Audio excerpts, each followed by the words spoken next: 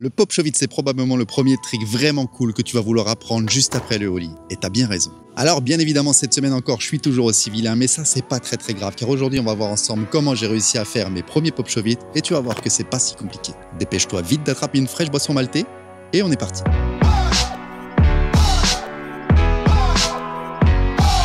Avant de commencer, un dernier petit rappel pour te dire que le début du premier championnat Ollie Ollie World Skate 30+ sera lancé lors du live programmé le dimanche 7 septembre à 20 h. Je vous en dirai plus à ce moment-là, c'est bien évidemment ouvert à tout le monde. Vous aurez toutes les infos et tout sera disponible également dans le Discord que je t'invite fortement à rejoindre grâce au lien d'invitation qui se trouve dans la description, juste en dessous. C'est pas beau ça? Le pop shove-it, même si j'ai déjà réussi à en plaquer un il y a pas mal de temps maintenant.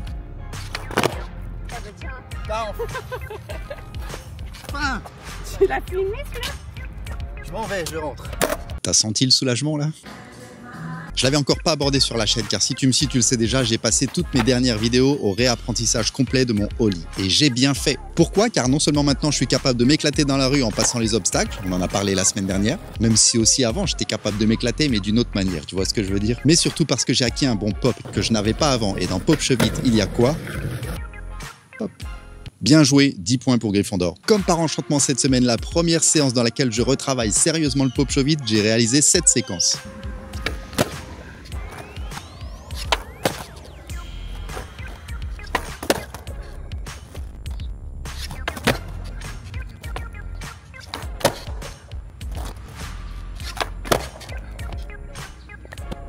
Voilà pourquoi j'ai passé du temps sur mon ollie. Alors il n'y a rien d'exceptionnel dans ce que je viens de te montrer, le geste est loin d'être bon et je travaille encore dessus, mais ce que je veux te dire c'est qu'à l'époque j'avais mis très longtemps avant d'en réussir un seul. Tout comme Alice a mis très longtemps avant de s'offrir une brassière Nike et maintenant voilà qu'elle s'apète.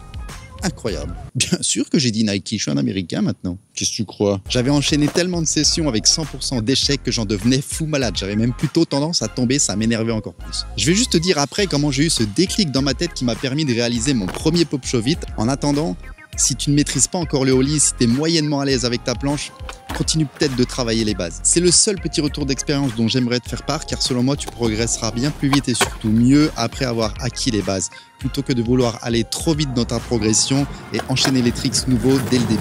Je sais que ça peut être frustrant, je l'ai été, mais sois patient. Alors c'est prouvé, pour réussir ton premier pop shove-it, le meilleur moyen c'est de le réaliser sur ton lieu de travail. Yes! Non, je déconne, faites pas ça, évidemment.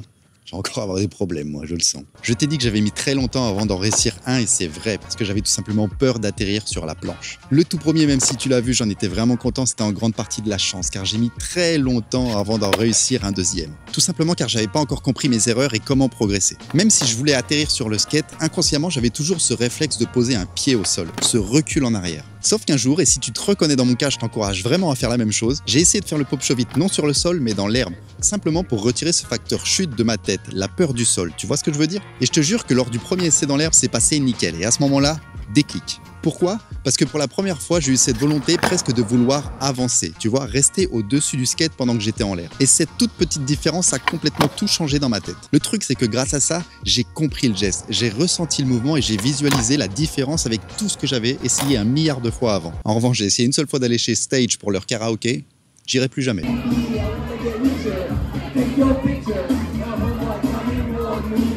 Hank, il était trop à l'aise, incroyable. J'ai continué 3-4 fois dans l'herbe, tu vois, juste pour capter vraiment le truc et après j'ai réessayé sur le sol. Et là, magique. Du premier coup. Alors rien de fou, encore une fois, c'est qu'un pop shove-it. Mais ce que je veux te dire, c'est qu'entre le premier et le deuxième, j'en avais peut-être essayé 500 entre les deux, voire plus. Et j'avais toujours ce même réflexe de poser un pied au sol. Et d'ailleurs, si tu as regardé ma vidéo sur le kickflip, c'est exactement le même problème. La technique est correcte, ou en tout cas suffisamment ok pour réussir le trick, tu vois. Mais la peur et le blocage qu'elle provoque m'empêchent de franchir ce cap et j'enchaîne toujours les mêmes échecs à répétition. Ça, c'est mon premier vrai pop shove-it. Et intérieurement, j'étais comme un dingue. Un petit peu comme quand la chaîne a passé les 1000 en juillet. Hey. 1000 merci comme on dit. En vrai, ça fait très plaisir. Tout ça c'était en avril quand j'ai commencé vraiment à prendre YouTube et le skate au sérieux, à peu près au moment où j'ai sorti cette vidéo. Aujourd'hui je suis capable d'en enchaîner plusieurs, j'ai passé la semaine à en faire plein et je suis aussi allé voir l'équipe féminine de volley, ce qui entre nous est tout aussi important que le pop shove-it. Mais même si maintenant j'y arrive, tu vois, ça me convient pas vraiment parce que selon moi c'est pas maîtrisé. suis un petit peu chiant perfectionniste aussi, il faut l'avouer. Ce que je veux dire par là, c'est que même si maintenant j'ai beaucoup moins peur et que je réussis la plupart de mes pop show vite, le geste n'est pas vraiment bon et je m'en aperçois quand j'essaye de le faire en roulant, ce qui sera le sujet de ma prochaine vidéo. Si tu regardes bien, tu peux voir que mon pied avant monte beaucoup trop haut, un petit peu comme pour un ollie, ce qui n'est pas forcément utile pour le pop show vite parce que tu vas catcher la planche avec le pied avant.